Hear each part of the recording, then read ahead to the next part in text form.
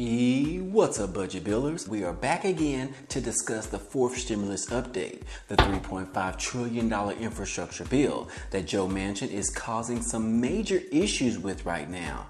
Earlier last week, Joe Manchin came out and said that the Democrats need to push the brakes on the massive stimulus bill. Well, he said they need to pause it, but it means the same, guys. Joe Manchin continues to be a bottleneck for the Democrats in trying to pass this massive legislation to improve the economy as well as to provide more stimulus relief aid to the American people. Manchin suggested that $3.5 trillion is just way too much money. And late last night, he stated that he supports closer to only $1 trillion. This is going to be a major blow for the Democrats as they are just a couple of weeks away of completing the draft of the bill, of the budget resolution bill. Manchin claims to be a straight up Democrat, but some people are questioning whether that's actually true or not. We are going to talk about it today. Also, there is more news surrounding those two stimulus checks that were proposed a few weeks ago. Could we really see something like this happen? Well, the Democrats pretty much have control in doing whatever they see fit to do right now. And even if they don't want to tie stimulus checks directly to another one-time check, they could still issue it in the form of an adult tax credit. We also have some daily news bites that I want to share with you today as well. So before we get started, hey, if this is your first time to the channel, hey, welcome and glad to have you. On this channel, we talk about finance, real estate, credit cards, Bitcoin and crypto, and stimulus update news. So if you are interested in any of those, go ahead and hit the subscribe button for me. That way you can join our community. Also, if you end up liking the content in this video or even laughing at one of my jokes, then be sure to like this video. Other than that, guys, hey, let's go ahead and jump right into the video. Okay, guys, Joe Manchin is back again. Well, let me rephrase that because he just won't leave, guys. But the Democrats actually need him to stay around. Joe Manchin is now saying that he only is willing to support up to $1 trillion for the infrastructure bill. Manchin has actually notified the White House and congressional leaders that he has specific policy concerns with Biden's $3.5 trillion social spending bill. He said he will support as little as $1 trillion of it, which is actually less than the previous bipartisan bill. That bill was around $1.2 trillion, but he did eventually say that at most, he would be willing to support up to $1.5 trillion. Manchin has been voicing his concerns for a while now regarding the price tag of this bill and the things that are loosely covered within it. He is not too fond of the $400 billion for home caregivers that's being proposed in the bill. He is uneasy about the dynamic scoring methodology that's used to offset some of the cost of the spending itself. Manchin does support some of the proposals like extending the enhanced child tax credit. Right now, it provides up to $300 per child per month.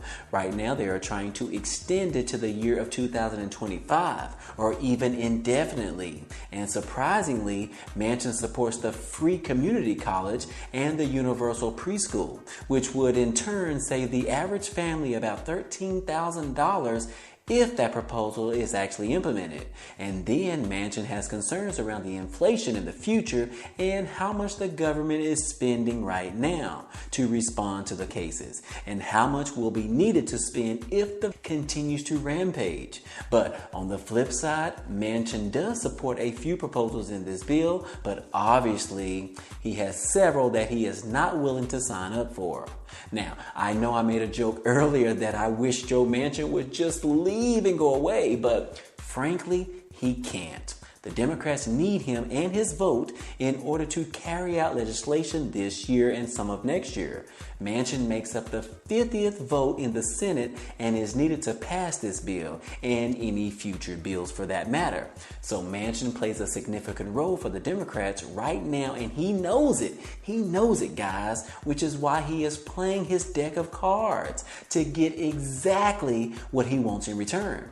So we really don't know what that is, but y'all know these lawmakers, their motto is, "What's in it for me?" So they have to figure out how to please Manchin in order to get his support for this massive $3.5 trillion bill. And if they are unable to, then the Democrats might have an even bigger problem. Pramila Jayapal warned the Democrats about 2 weeks ago that if they are unable to pass the $3.5 trillion bill, then the Democrats could lose the House, meaning that Republicans could very likely take over the House of Representatives in the election in 2022. So it's crucial that the Dems are able to please Joe Manchin right now and get him on board with supporting this bill.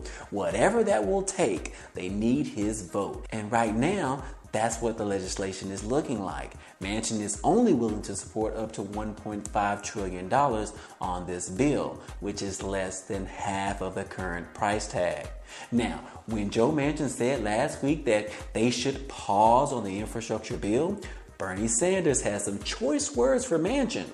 Bernie Sanders responded in a tweet and said, "Rebuilding our crumbling physical infrastructure, roads, bridges, water systems is important. Rebuilding our crumbling human infrastructure, healthcare, education, climate change is more important. No infrastructure bill without the $3.5 trillion reconciliation bill." So Bernie Sanders is letting Joe Manchin know that if you're not willing to vote for the reconciliation bill, then Bernie has the power to make sure that the bipartisan bill doesn't pass as well.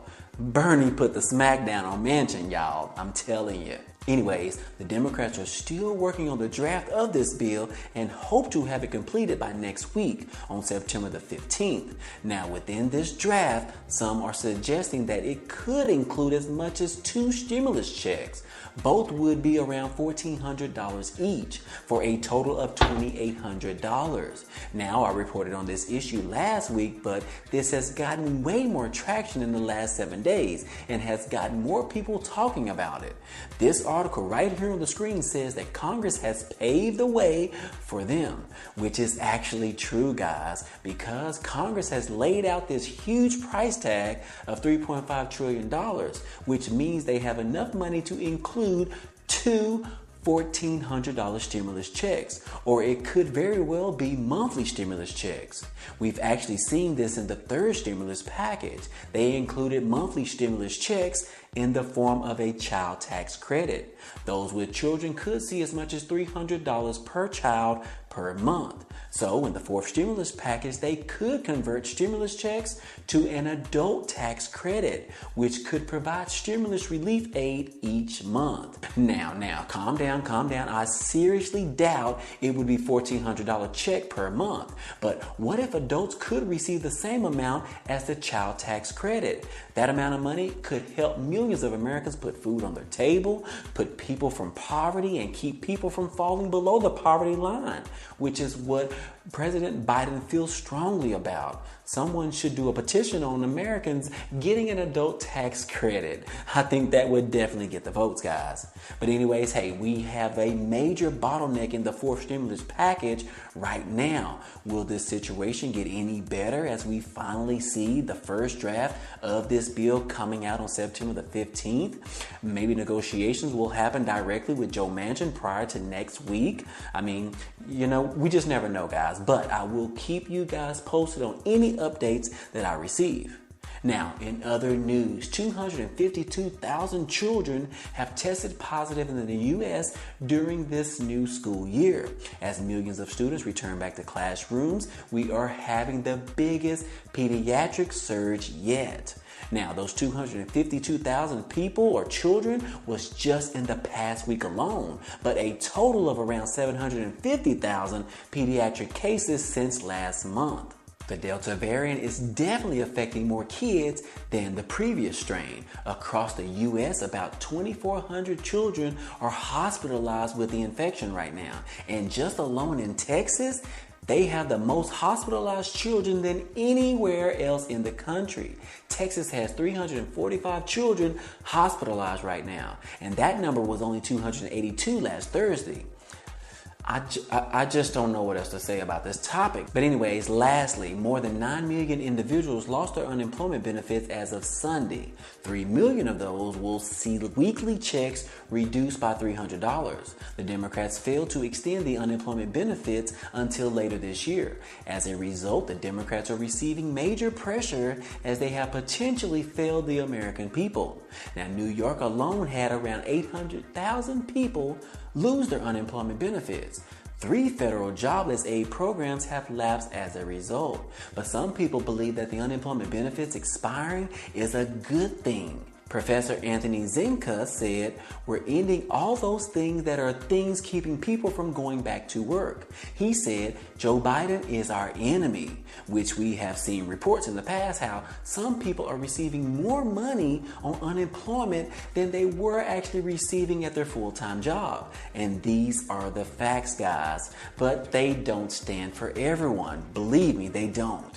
Everyone is not taking advantage of the system like some people are. If you look at the actual numbers, there are more than around 10 million jobs available right now, and 8 million people need one, which begs the question, where is the disconnect at? Are these hiring companies really not hiring anyone? Or are there not enough people applying for jobs right now? Depending on where you live, if you worked at a fast food place, you're probably making more money on unemployment benefits than you were at your job. But that only applies to a few people. Jeff Stein has called out on Biden to reverse his position and to extend the unemployment benefits. But that would go against the Biden administration because Treasury Secretary Janet Yellen and Labor Secretary Marty Walsh sent a letter to lawmakers last month saying it's appropriate to allow the expanded $300 weekly boost to expire on September the 6th as scheduled. The Biden administration has suggested that states can actually reallocate their existing federal funds to continue offering the unemployment benefits. But hey, anyways, guys, my time is up for today. This has been another 4th stimulus check update for today. Now, if you enjoyed any of this information or found it to be useful, be sure to hit the like button for me.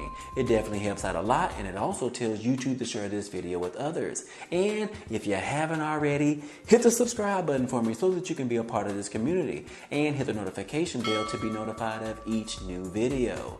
Again, as always, hey, I appreciate you guys stopping by and watching, and I hope to see you on the next video.